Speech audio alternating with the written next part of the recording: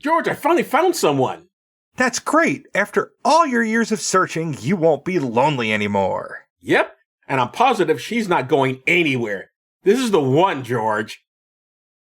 What makes you so sure? She's tied up in my bathroom.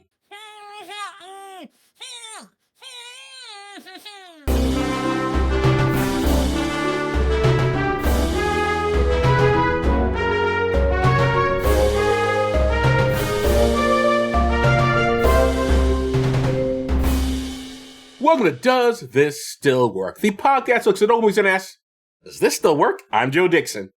And I'm George Romacka. Today we're discussing Raising Arizona from 1987 and some historical context.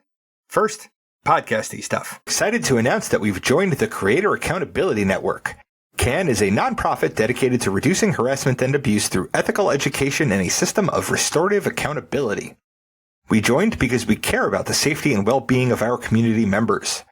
If you feel our behavior or content has harmed someone, please report it to CAN, either via the reporting form on their website, creatoraccountabilitynetwork.org, or via their hotline at 617-249-4255. They'll help us make it right and avoid repeating that mistake in the future. CAN also needs volunteers from our communities to help with their work, so if you have skills you think would be helpful, or time and a desire to help, please visit their website to find out how you can volunteer. Most importantly, get the word out to other creators who you think would be interested in getting credentialed. Help us build safer communities together. You can reach us at dtswpod@gmail.com, on Facebook, Letterboxd, and on our YouTube channel. Joe is on Blue Sky at joedixon.bsky.social. Please tell your friends about us, even the ones that just pop the whole, oh, I want to fuck your wife on you, and leave 5-star ratings everywhere. You can pick what we watch and get extra per episode content by funding us on Patreon for as little as $1 a month at patreon.com/dtswpod. Now, George, take us back to 1987. And this is the way it was. Like Big Daddy, this is a film about becoming a parent through kidnapping. I still object to saying Big Daddy's a kidnapping story. It's not quite accurate, but okay. Yeah, sure.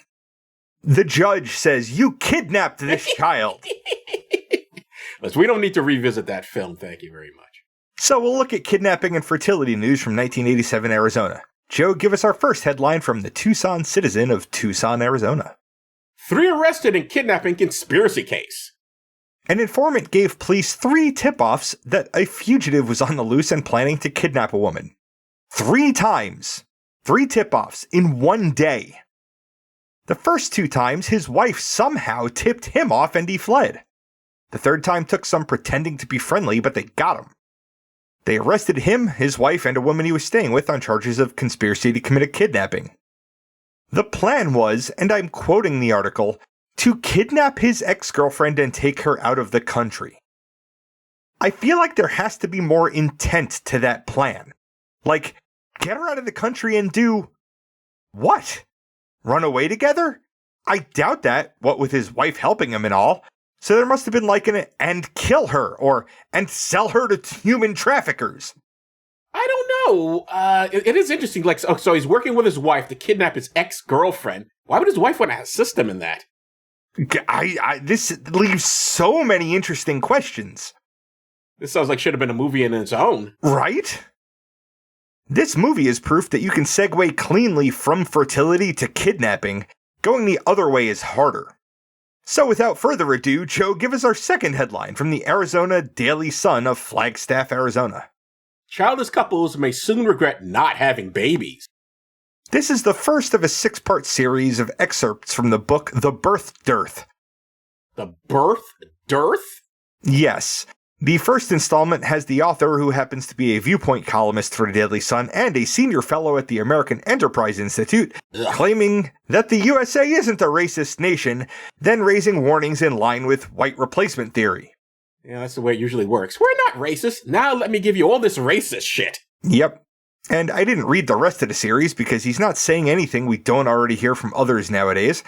But the teaser is next. Pro-birth proposals. Want to take bets on if that would include criminalizing abortion and defunding Planned Parenthood? I'm going to say yes, it's criminalizing abortion and defunding Planned Parenthood. That's like their entire playbook for that. Yeah, not surprised. They're not surprised at all. Although before we move on to our next final little story there, I'm curious though. Now, for you, Childless was not a problem you had, right? I mean, right off the bat, you were banging out the kids. Exactly, yep.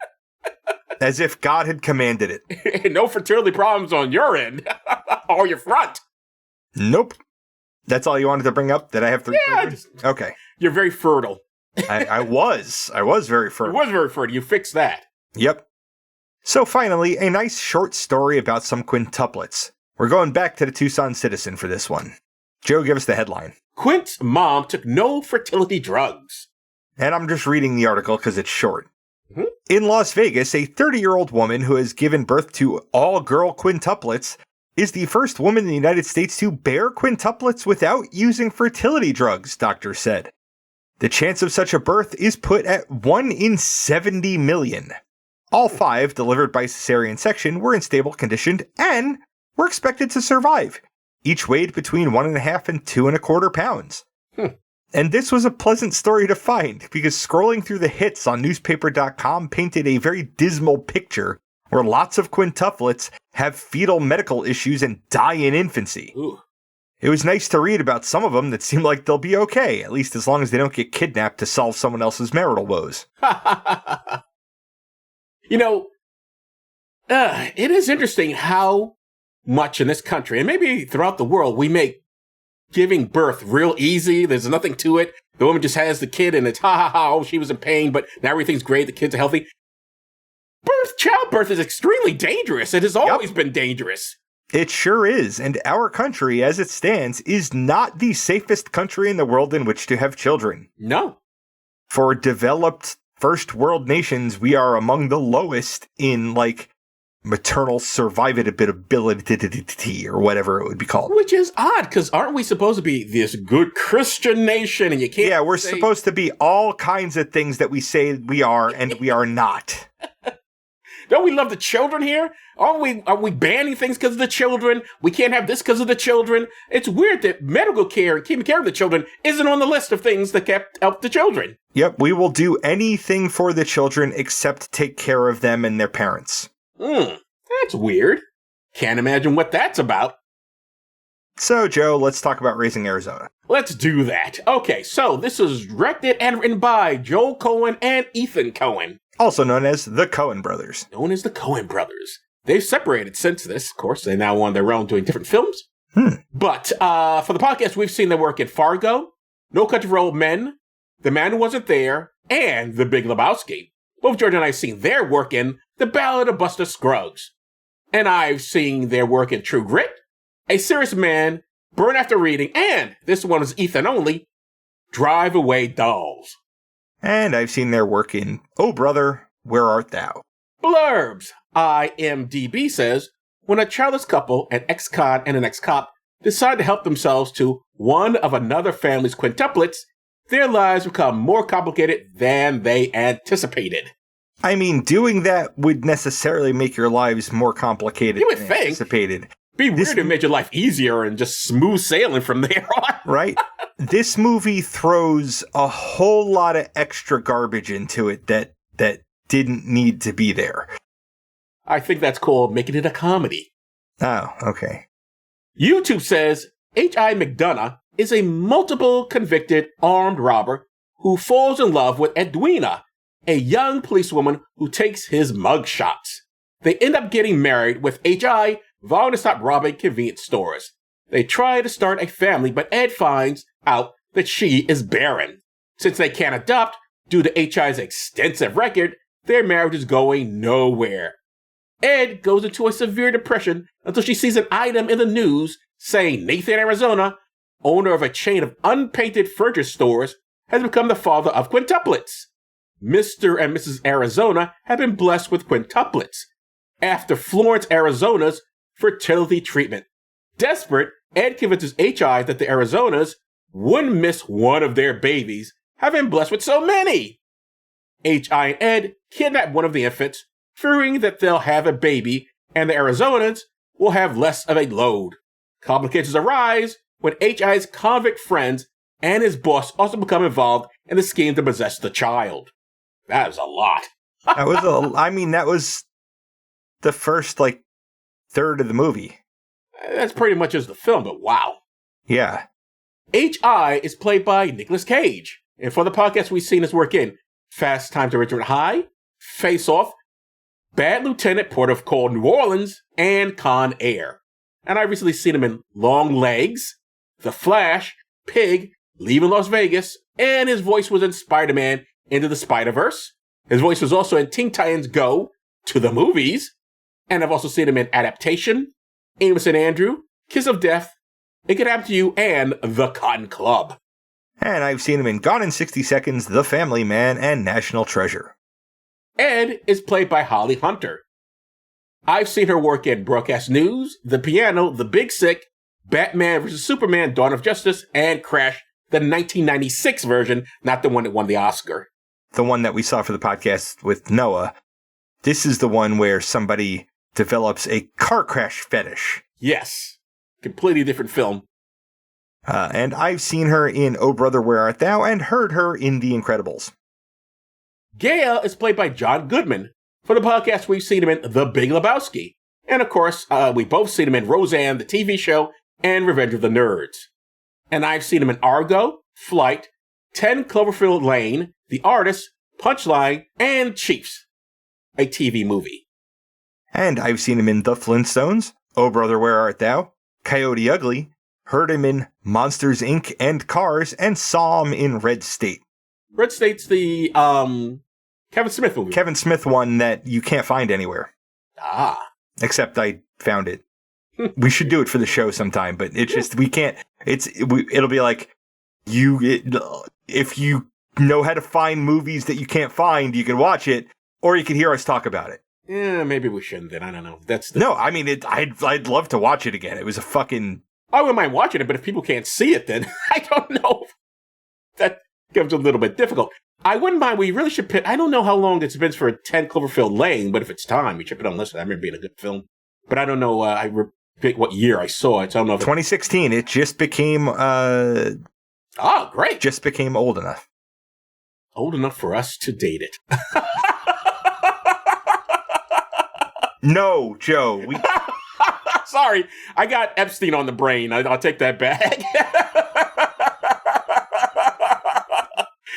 10 is young even for Epstein. Yes, I know. Well, no, not 9 is the appropriate age if you look this up. I haven't actually read the emails. Skip back. Okay.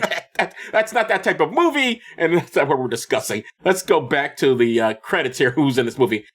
Evel, am I pronouncing that E-V? I don't know. The naming in this movie is fucking weird. All right, Evel is played by William Forsythe. And both George and I have seen him in Dick Tracy. And I've seen him in The Rock and Deuce Bigelow Male Gigolo. Dot is played by Frances McDormand. And for the podcast, we've seen her in Fargo, Almost Famous, The Man Who Wasn't There, and Lone Star. And I've seen her in 3 Billboards Outside Ebbing, Missouri, The French Dispatch, Burn After Reading, Wonder Boys, and Shortcuts. And I've heard her in Isle of Dogs. You know, the interesting thing about Wonder Boys is this is the film where you can get to see Ant-Man, Spider-Man, and Iron Man, and Spider-Man and Iron Man in bed together. Of course, they weren't playing those characters back then. It's the actors. It is interesting to see the movie, like, wow, I've seen all these people in so many different things not doing that. Okay. Anyway, Glenn is played by Sam McMurray. And for the podcast, we've seen him in Addams Family Values, and I've seen him in The Front. And I've seen him in National Lampoon's Christmas Vacation. And finally, Leonard Smalls, that's the biker from hell, is played by Randall Tex Cobb. And we've both seen him in Naked Gun, 33 1/3, The Final Insult, and Police Academy 4, Citizens on Patrol. And I've seen him in Ace Ventura, Pet Detective. Let's get into the plot, although it's kind of already been out there. Yeah. Nicolas Cage plays a very bad convenience store robber. Holly Hunter is a cop who books him each time he gets caught. They fall in love, marry, and want a kid. Only problem is she is barren. So, because they are super smart, they decide to steal a baby from a family that already has lots of babies. That's normal, right? No. Things get complicated when Nicolas Cage's old cellmates, played by John Goodman and William Forsythe, break out of prison and pay him a visit.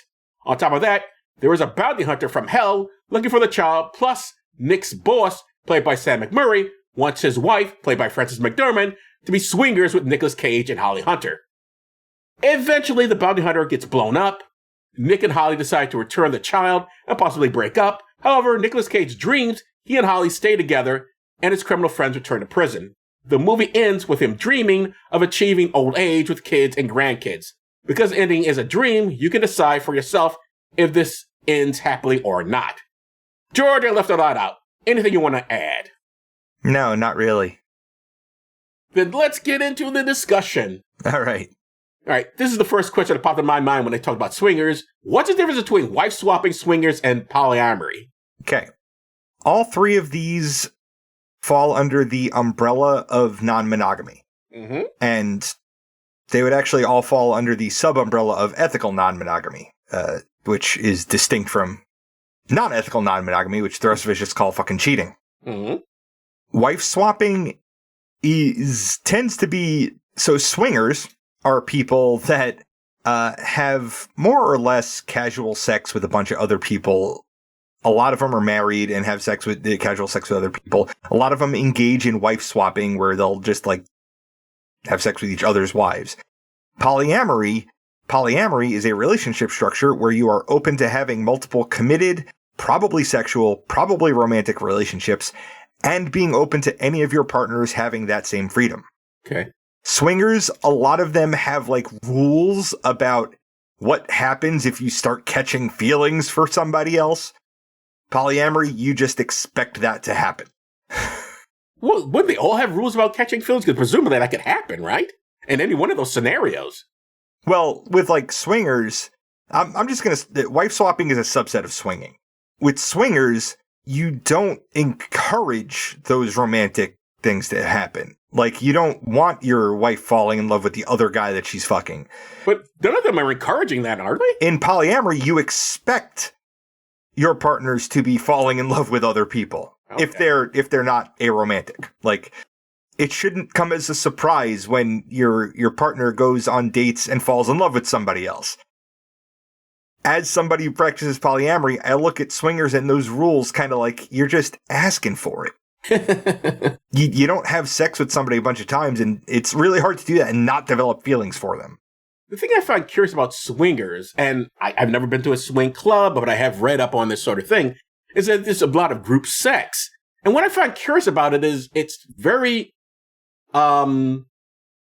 is segregated the right word for it? Apparently, the men do the men, the women do the women, and sort of thing, or the men do the woman, but what I'm saying is it's weird that it's a group sex thing, but there's no overlap. Like the guy, I remember reading one story. It's a very heteronormative group sex activity. That's what I'm trying to say. Yes. Because one guy apparently kissed another guy on something I read. What was it? I can't remember if I read it or it was a documentary I saw on it. But anyway, he kisses the other dude and the dude flips out on him. Okay, if you kiss another dude group sex, so right. If you kiss another dude without knowing that dude, like if you see all the other people having sex with somebody of the opposite gender, right? Mm-hmm. You can safely assume that they are at least straight. You can't assume that they are bi. Like you have no evidence of that. So unless you know that person, I hate saying swings that way in a conversation about swingers, but if you don't know that person swings both ways, don't fucking kiss them. The reason I find it so very strange because number one, you're having sex. There's a bunch of people all having sex with each other. You're all naked. You're all in the same rooms. I'm surprised that they have like but don't touch me. They're like you're all doing it. So why would it? If you're all doing it with people of the opposite gender, that's because you're into that. Just because you're all in the same room doesn't mean you're attracted to everybody in the room. I guess. I guess, I don't know. Well, it's not something I could ever get into myself, but it just seems weird that, okay, I don't mind doing this with this guy, being both me and the guy or my wife or my girlfriend, whatever. We're all happy about this. But for some reason, it's okay we both touching her, but I'm not supposed to touch the other person. They were like, it just seems weird to me because let me tell you something. If I'm ever in a group thing, I'm touching everybody. I think you would actually do better in that situation than a lot of people would because not having those hang-ups goes a long way. It just seems weird. Like, we're all doing it, so I don't know why that's the one you don't go with. I don't know. Just the way my brain works. Anyway, is this movie closer to a fairy tale or a straight comedy, if you'll pardon the phrase? It is absolutely a fairy tale. A straight comedy, I feel, follows the kind of improv rule of you could have one weird thing. Mm. This has so many weird things. It's shot weird. Yeah, it's fairy tale. It even ends very fairy tale-ish with that dream sequence. Yes. Yeah, I would go closer to fairy tale as well. But you could be fairy tale comedy, and it's not like the two can't go together. But yeah, it's definitely not meant to be realistic, 100%. What's with the bounty hunter from hell? What's he there for, do you think? Well, this movie was only about an hour and a half. Without him, the movie would have been an hour and 10. That's why he's there. You think he's just there to pad the picture? Nothing in this movie had to be there. I guess not. Like, they could have made an hour and a half movie about two people who were unequipped to have a child, kidnapping a child, and then suffering for the rest of the movie, trying to make that work before realizing, maybe we don't want kids anyway, and then returning the kid. Like, there's ways they could have done it without the convicts and the biker from hell. I guess that's true. Although I presume they're there just to add to not only the conflict, but to the comedy. It just heightens the craziness that's going on. It's not just they kidnap the kid, but they kidnap the kid, and these guys break out of prison who also want to kidnap the kid. And this biker is out to find the kid, and if he can get money for me, well, if not, he'll sell him into slavery or something.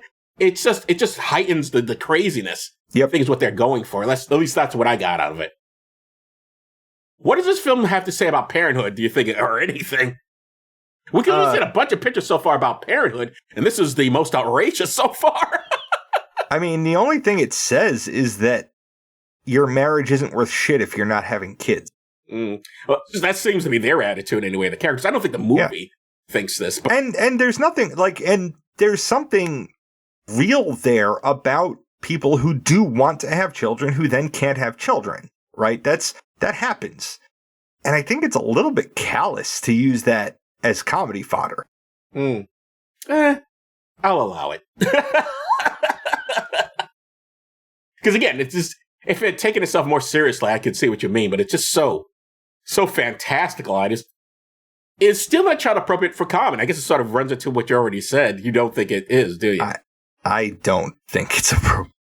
I barely thought Big Daddy was kind of appropriate. This was straight up kidnapping, and like rationalize, they have 5, they'll be happier with 4, is nobody, it doesn't matter how, I mean, I guess, the depths of despair you get to in order to say that and like make a decision based on that are a mental health problem. So it's either using kidnapping a child and using fertility problems as comedy fodder, kidnapping a child as comedy fodder, or mental illness as comedy fodder. You know, they shot this with the idea that it was supposed to be obviously a fairy tale comedy, and they specifically have it where the kid is never in danger. Do you see them running all around him, but the kid is always smiling? No, the kid's always smiling, but they and that car sure stops on a fucking dime. Like right before it runs the kid over. Like, you know how that was shot? No. Okay, here's what they did. I'm guessing they did that car thing and then they superimposed the kid onto it. No, the kid is really sitting there. What they did was they had the car go backwards, and then they reversed the film so it looks like it's going forward. So what you see is stopping is actually it's pulling away. All right. Movie magic. Yep. Yeah, I mean, if this was a more serious film, I would agree, like, oh my God, everything in it is like horrible. You stop to think about it. This woman is emotionally depressed because she can't have a kid. There's a guy who can't stop stealing. There's a lot going on here that's bad besides the kidnapping, but then the guys break out of prison and then they want to do a robbery. And like, it's a whole mess. But again, it's so heightened. It's so over the top. It's hard to take any of it seriously. And like I said, they make it go out of their way to make sure, like, the kid is never in any really danger. They never harm him. Everyone falls in love with the kid immediately. No one's interested to hurt him in any way, except maybe the biker guy, and they take him out pretty quickly. So, yeah, it is what it is. I don't know. It's a Coen Brothers movie. You either enjoy it or don't. What weird level would you list this movie? Of the movies we've seen, how is it It's not a David Lynchian. I don't think you would put it that. No, I'd put it like a 7. Like it's not that any one aspect of it is weird. It's that all of it together is weird. The performances are weird. The directing is weird. The whole story is weird. But again, obviously very intentional, and you're either into it or not. Which brings us to, does this still work? The weird thing is, yeah, I didn't enjoy it at all. Like I hated watching this movie. But really? You hated it? I don't even know why. Sometimes things just hit me wrong. But it's not because of anything in particular. I just didn't like it. And I can't say it doesn't work for that. Like, I'm pretty sure other people enjoy this movie. And more power to them. Have at it. It works for them, fine. So I'm not understanding. You're saying it still works? Yeah, no, it works. It works. I just didn't like it. You just didn't enjoy it. Yeah. I did enjoy it. But I get where you're coming from. If you take all this too seriously or take it seriously at all, then yeah, it's not good. But again, you got people breaking out of prison by coming out of the mud, and the biker from hell with flames coming behind him. The whole thing is obviously meant to be ridiculous. I'm not sure what the logic was, like what made them decide to put this movie together of all the things they can shoot. Why let's do a comedy about kidnapping a baby. And we take two people who are incredibly stupid and do a really incredibly reckless and dumb thing. But I think overall it works for what it is. I mean, it's not certainly nowhere near be my favorite film or anything. It's not something I'd be rushed to see again. But in seeing it, it didn't disturb me. I didn't need to like stop it. And it certainly moves fast enough. It doesn't outplay its welcome, thank God. Yeah, so overall, I think it still works, and I did enjoy it. Yeah. Alrighty. All right, my friend, what's up next? Next episode is a Patron's Choice episode. Our patrons were given a slate of movies for Women's History Month, all with men in the title, because irony. I was being ironic, I promise.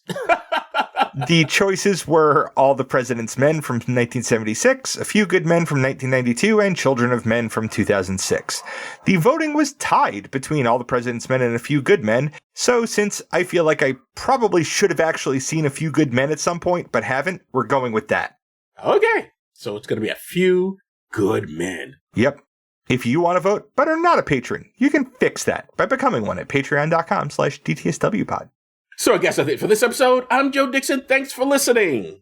And I'm George Romaka. Thanks for listening indeed, because if a podcast drops and there's no one around to hear it, it's just another collection of ones and zeros that doesn't matter. This content is CAN credentialed, which means you can report instances of harassment, abuse, or other harm on their hotline at 617-249-4255 or on their website at creatoraccountabilitynetwork.org. The hosts can be reached via social media, email, or the contact page at dtswpod.com. Be good to yourself and others, because that still works.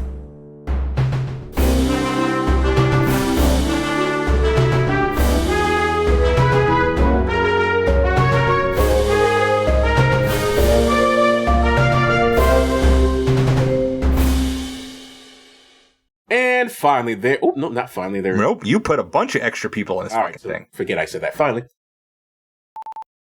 First, Joe, tell the patrons about what you're writing. Dear Abby, I'll bet this is the weirdest lever you've ever received. Dear Jeffrey, last week at work, I accidentally threw an important file in a trash can near my boss's desk. Dear Diane, in June I started going out with someone I met in school. At first, things were not serious, but then we talked of marriage, children, and spending the rest of our lives together.